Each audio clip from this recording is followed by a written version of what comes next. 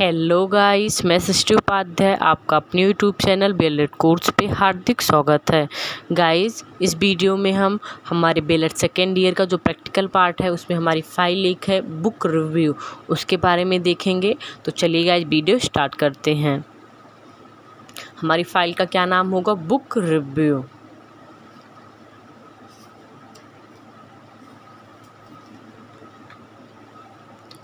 तो guys, file में हम पहले ये फाइल हमारी A4 साइज़ पे बनती है, उसके बाद में हम लोग स्पायरल करवाते हैं, या आप लोग स्पायरल कॉपी लेके उस पर आप लोग बुक रिव्यू की फ़ाइल लिख सकते हैं। तो इसमें हमारा पहला जो प्रश्न इसमें हेडिंग जो पहली पड़ती बुक रिव्यू। बुक रिव्यू के बारे में हम पहले बता देते हैं कि बुक रिव्यू चीज़ होती क्या है, पुस्तक समीक्षा क्या है। तो उसके बारे में हम पहले लिख देंगे थोड़ा सा।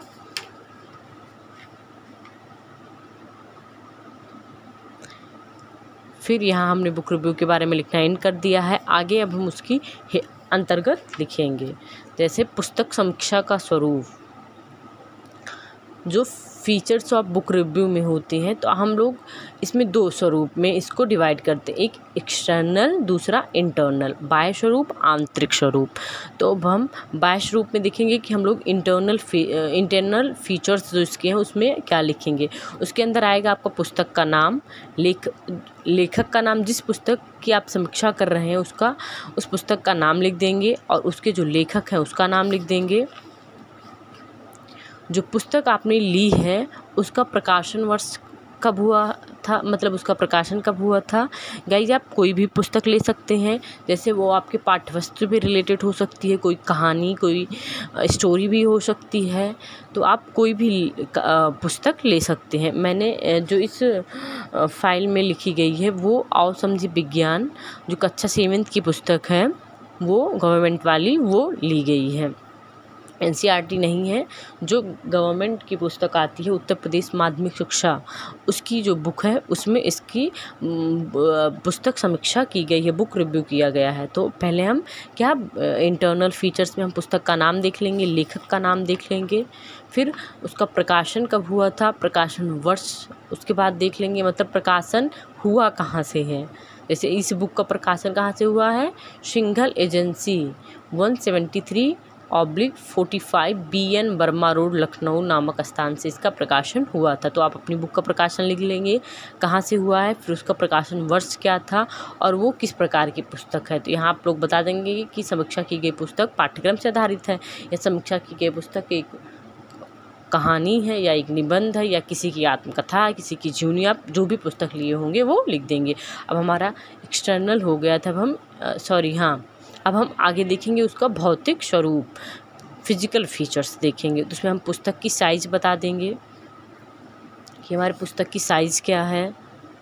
जैसे जो मैंने पुस्तक ली है उसकी साइज़ क्या है, 15.9 सेंटीमीटर इंटू 22.1 सेंटीमीटर, तथा इसकी ट्रिम साइज़ है 18.41 सेंटीमीटर इंटू 14.13 सेंटीमीटर। किसी भी बुक में उसके जो फ्रंट पेज के बाद वाला पेज होता है वहाँ ये सब लिखा होता है, आप लोग उसको वहीं से लिख लेंगे अपनी पुस्तक के। आगे है, अब हम आप पुस्तक की प्रिंटिंग कैसे उसके बारे में बता देंगे, कागज़ की गुणवत्ता क्या है, कागज़ की क्वालिटी कैसी है, जिल्द बाइंडिंग कैसी है, टाइपिंग या लिखावट, पुस्तक में लिखावट कैसे की गई है, मतलब लेटर्स दो हैं वो बड़े साइज़ में लिखे गए या छोटे साइज़ में लिखे गए, उसके बारे में आप लोग लिख देंगे अपनी पुस्तक के बारे में। आगे देखेंगे उसके जो शीर्षक पृष्ठ हैं, शीर्षक पृष्ठ के बारे में आप बता देंगे, और आवरण पृष्ठ की गुणवत्ता क्या है, जो उसका आवरण पृष्ठ है उसकी क्वालिटी क्या है उसके बारे में आप बता देंगे। फिर हमारा एक्सटर्नल हो गया था, बाह्य स्वरूप हो गया था। अब हम आंतरिक स्वरूप में आएंगे। अब हम पुस्तक के अंदर क्या क्या है उसकी चीज़ों को लिखेंगे। उसमें हम पहले जो प्राक कथन होता है, भूमिका होती है किसी भी पुस्तक की, ये पुस्तक में दी रहती है, इसको हम लिख लेंगे।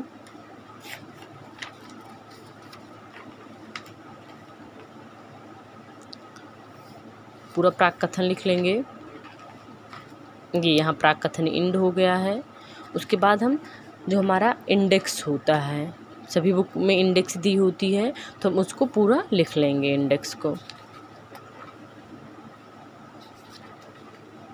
फिर संदर्भ ग्रंथ सूची, हेडिंग है उसमें आप लिख लेंगे कि पुस्तक में, सभी पुस्तक में इसका विवरण नहीं होता। जो मेरी पुस्तक थी जिसकी समीक्षा की गई है उसमें संदर्भ ग्रंथ सूची का विवरण नहीं दिया गया था। तो अगर आपकी पुस्तक में दिया गया होगा तो आप उसको यहाँ लिख लेंगे।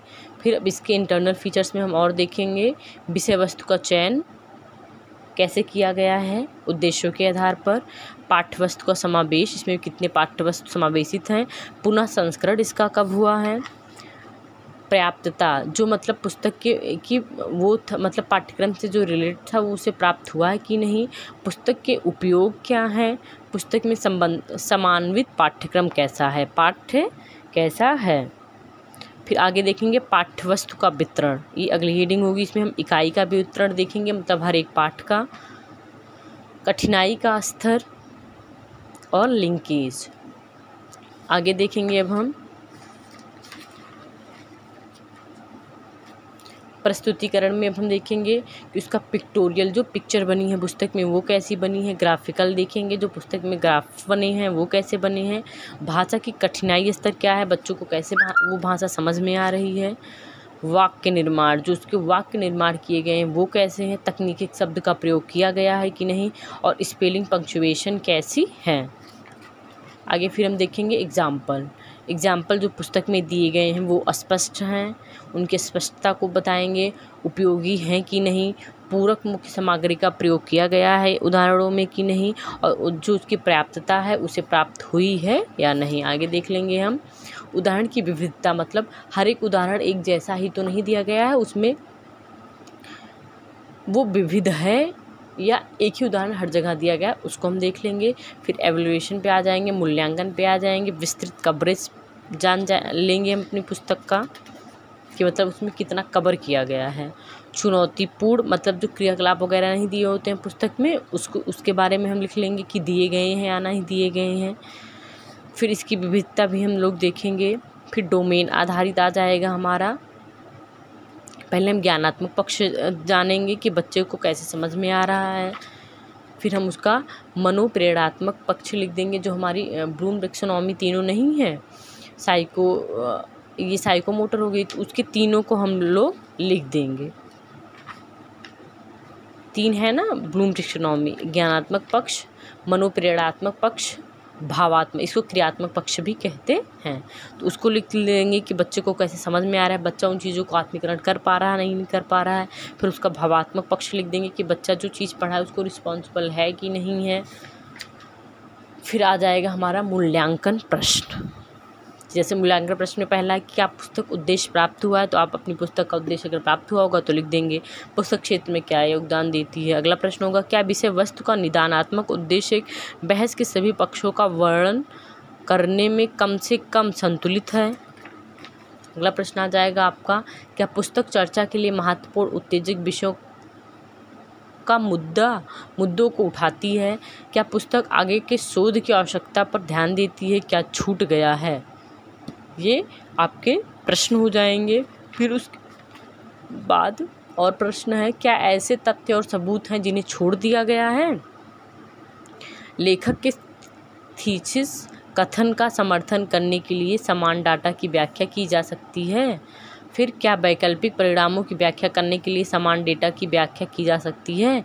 क्या लेखक शैली स्पष्ट एवं प्रभावी है। फिर आप सुझाव बिंदु, मतलब जो आप पुस्तक पढ़े हैं उसमें आप क्या सजेशन दे सकते हैं, आप उसको लिख देंगे। फिर लास्ट में आप निष्कर्ष लिख देंगे कि इस पुस्तक में आपको क्या निष्कर्ष प्राप्त हुआ, पुस्तक ठीक है कि नहीं ठीक है, जो भी आपका निष्कर्ष होगा आप उसे लिख देंगे। तो ये हमारी बुक रिव्यू की फाइल रही बीएलएड सेकेंड ईयर की। अगर आप लोगों को कोई बुक से प्रॉब्लम होगी कि कौन सी बुक पे हम बुक रिव्यू करें तो उसको आप कमेंट करिएगा, उस पर वीडियो बना दिया जाएगा। बाकी अगर वीडियो पसंद आए तो लाइक कीजिएगा, अपने दोस्तों को भी शेयर कर दीजिएगा ताकि उनकी भी हेल्प हो जाए। बाकी चैनल को सब्सक्राइब कर लीजिए ताकि नए नए वीडियो के नोटिफिकेशन आप लोगों को मिलते रहें। Thank you for watching. Thank you guys.